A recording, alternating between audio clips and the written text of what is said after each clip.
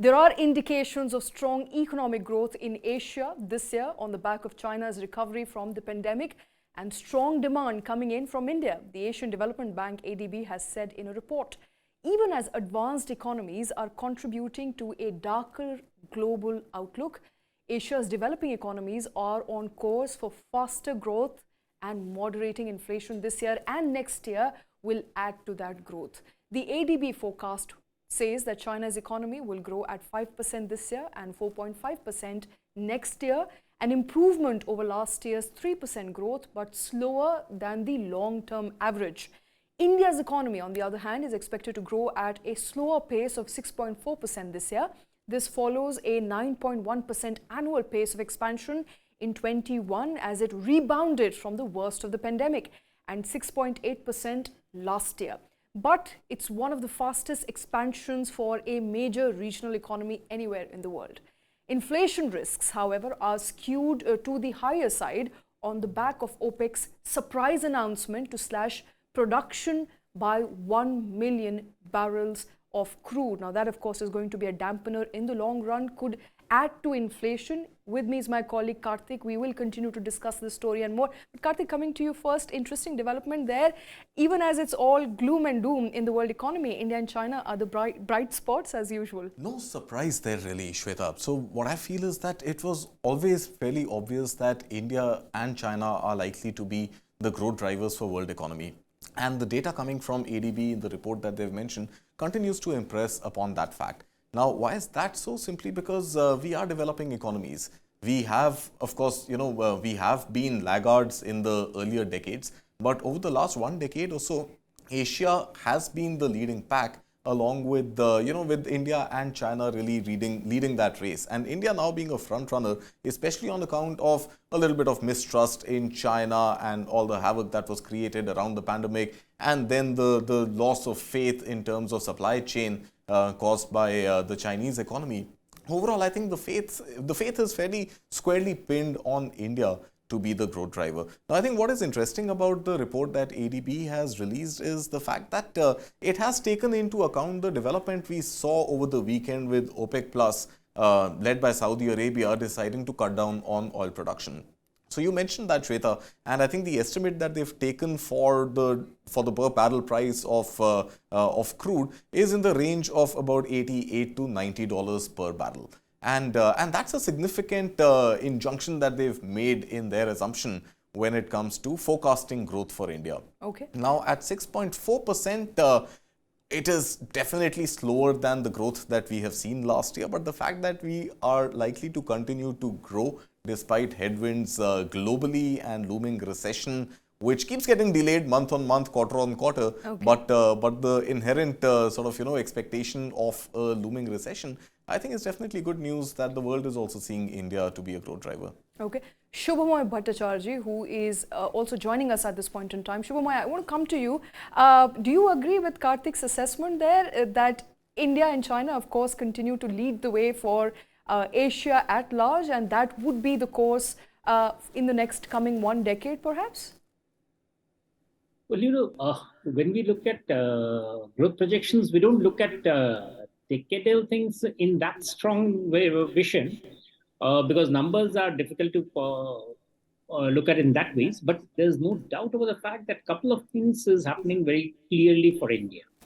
One is that because we are now already a $3.4 trillion economy, and by another couple of years we should be a $5 trillion, you can see what's happening to that as a result of the per capita income. That there is going to be a huge number of Indians in the age group of 28, that is less than 30, who will have a very sizable rising feel of per capita income.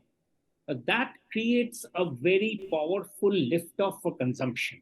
That's a very impressive change of an order for 1.4 billion people, which has not happened after China's growth leap about 2.5 decades ago. So that is the biggest shift that's going to happen in the world.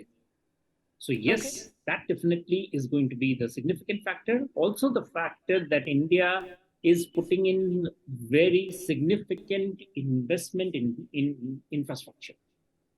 And those numbers will start giving their spin-off very soon. So we are talking in terms of the effect of the road networks that is being built, of the ports being developed, of the railway networks coming up, airports.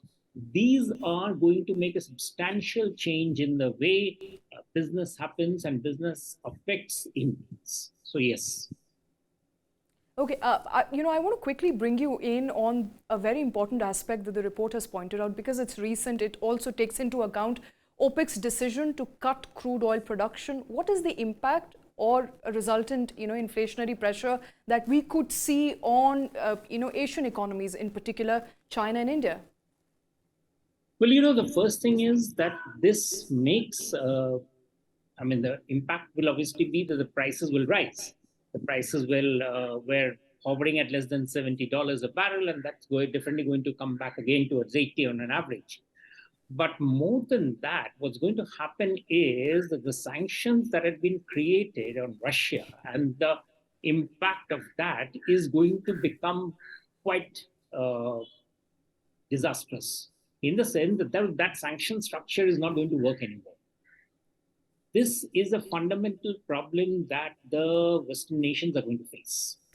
China, India, Korea, Japan, as the largest consumers of oil, would be working in a much more, what I should say, buyer's market, where they will be setting the trends in the price of oil, thanks to this particular cut.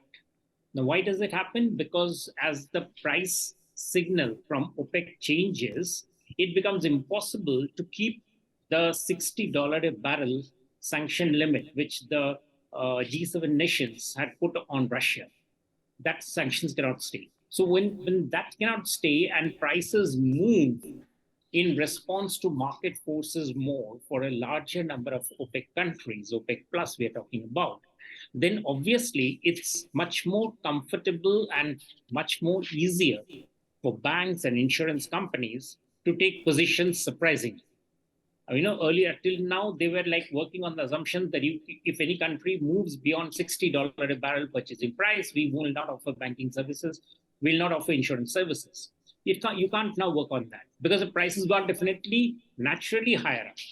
So because of that, India, while it will be facing a higher price, India will be able to negotiate on much better terms the price of the oil that it is buying from different countries, including Russia, Saudi Arabia, Iran, which are our three largest trading buyers. So that, I think, is a very fundamental change that happens. It actually, while it raises the prices, it reduces the headache for India. And that is a very fundamental change that's going to happen because of the oil price cut that OPEC has, production cut that OPEC has announced. Yes. Okay. Just to reiterate, you're suggesting that this will put India in a bargaining position, will be beneficial for India in the long run? Absolutely, absolutely. Because what will happen is that the price was, the assumption was that it will not be that most of the oil that we traded, at least coming out from Russia, will not be above $60 a barrel. Now, if the OPEC prices itself rise up so substantially, then that $60 a barrel actually becomes a bargain. So Russia is able to bargain more. Russia is able to produce more. Russia is able to, get a better market for its price, for its oil. And correspondingly, the entire financial structure of the world, the insurance and banking, for them to assume that there will be two polar different prices working in the oil market is ridiculous. You just can't have that sort of a system. Prices will tend to converge towards a mean. And here you're actually saying that, I'll create a separate mean. How does that work? It can't work. So essentially, India gets into a much better bargaining position because of the price of the production cut. Yes. But Shubhamoy, would it be possible in the real world for India to negotiate a different per barrel cost with OPEC Plus and a different per barrel cost with Russia? I know it'll all have to converge towards the mean eventually, but is India going to be in a position to really have a hard bargain with the oil producing nations and really impact pricing for crude? Surprisingly, yes, because India is now the third largest buyer. That's a huge power in terms of buying.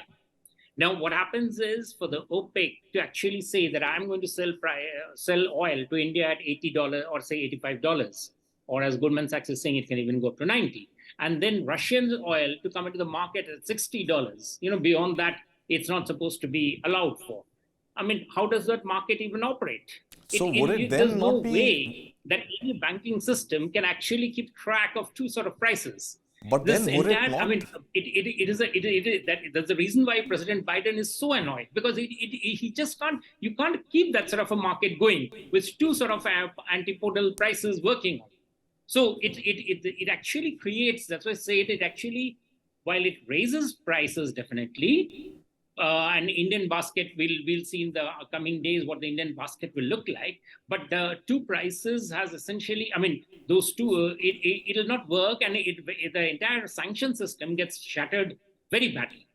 So for us, it becomes much more easy, because we don't have to expose our banks, our insurance companies, our shipping lines to to a system where they can be exposed to sanctions more. It actually reduces the pressure on India. On the contrary, what are the chances that Russia is going to increase its oil prices? That's right. That's exactly the point. That's exactly where when we'll be coming along to. Because if it does, then because the prices will tend to move towards that side. Now, so That's how right. do you ensure that a $60 cap works? You either revise it and bring it up upstairs. Well, if you bring it upstairs, then actually you are giving more power to Russia, and then suppose let's assume that the Russian prices are allowed to go up to say $70 a barrel. Yeah. Well, fine. India will say that actually after I can buy more oil and at $70, and Russia will be willing to push more instead of keeping the production cut of about 5 lakh barrels per day, which they've done in February. They'll say we'll actually push in more oil. So good for us. We, instead of having to buy something like at 80, 85, we actually get much bigger window to buy Russian oil at something like 70 without having to fall foul of anybody's sanction regime. So for our banks, as I said, for our insurance companies, that's a better condition. So essentially, it's actually created a much bigger big headache for the G7 nations than for India. India can afford to actually take it easier, despite the fact that the prices will starting to rise. But that's something that will be changing. Essentially, what it does is it creates as I said, the fundamental point is it creates much more problems for enforcing the sanctions at the current price. Yes. Right. Now, what happens, let's say, in the context of India continuing to buy oil from Russia? And last I read, I think a third of Russia's total oil production is exported to India versus a fifth of the total production exported to China. But the fact that we are settling our trade with Russia in yuan rather than the US dollar. So what impact is the dollar rupee pricing going to have, especially when we now see it in the context of overall CAD and overall import-export deficit? That's a good point. What will happen is that that's even more bigger tension for the dollar supremacy, because if the position goes on, or if the fiction caps continues that G7 will not buy Russian oil, and Russia is selling more oil to India, then India, and as you pointed out, if the prices are allowed to go up to say 70 or something, that means a larger percentage of Indian oil, Indian buy will be settled either at the rupee-ruble transaction or in yuan, which means that that India needs to sequester much less amount of dollar for buying the oil that it needs to. So that creates, it lessens the pressure on India's foreign exchange holdings. For RBI, that becomes much easier to manage in the circumstances. It's much easier to buy yuan in the international market for RBI and have a better bargaining position than have to buy dollars. So but Shubhamoy, with such volume of trade with Russia, on the oil front, and the fact that we are settling the trade in yuan, are we actually giving a fillip to the Chinese economy inadvertently? And are we actually helping the cause of China's CAD and China's forex reserves inadvertently? Good point. So essentially what happens is in the international market, it is about convertibility or rather acceptability. Now, India, obviously, for that reason, you'd find the RBI governor, Mr. Shaktikant Das, saying that we want larger and larger volume of international trade emanating from India to be settled in rupee. Now, as more of that happens, India can therefore, again, that buyer principle, as a large buyer, India can say that I want a particular percentage of my buy to be settled in rupee. Remember, this is Exactly. the same principle. It isn't so outlandish. The same principle on which USA put the dollar hegemony in place in 1970s. It's time to pay back that same sequence of events, except that it's now to be determined in rupee and in yuan. So India would say that I want a particular percentage to be settled in rupee.